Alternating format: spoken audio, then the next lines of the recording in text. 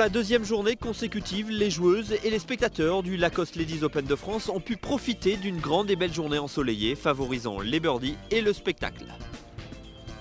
Leader à l'issue du premier tour, la Française Cassandra Kirkland a fléchi vendredi, la faute principalement à un putting défaillant.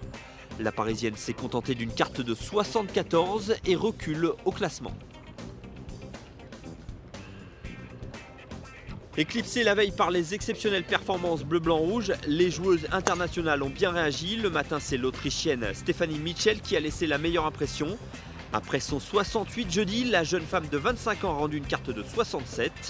88e de la liste des gains cette saison, Mitchell est la surprise de ses deux premiers tours et possède un coup d'avance sur la finlandaise Wikström et 2 coups sur la première française. Virginie Lagoutte-Clément n'a pas connu la même réussite que lors du premier tour, mais reste bien placée. Plutôt à l'aise sur les greens, c'est au grand jeu que la représentante du golfe de la Valdaine s'est montrée plus fébrile. Même si elle conserve toutes ses chances, Lagoutte-Clément n'avait qu'une idée en tête après sa partie. Si je joue pendant 3 jours, encore 2 jours comme ça va être compliqué.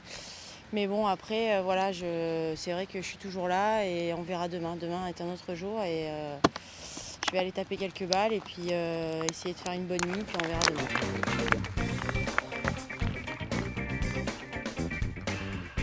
Parmi les Françaises bien placées à la veille du week-end, signalons la belle remontée de Gladys Nocera. Nocera, qui a fait du LPGA américain son circuit principal depuis 2 ans, prépare son retour en Europe, là où elle fut couronnée reine du Ladies European Tour en 2008.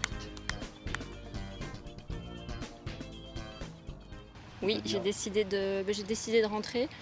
J'ai peut-être quelques tournois aux US en février-mars. Si je peux les jouer, je les jouerai, notamment le Nabisco, mais sinon j'ai décidé de rentrer faire ma saison en Europe.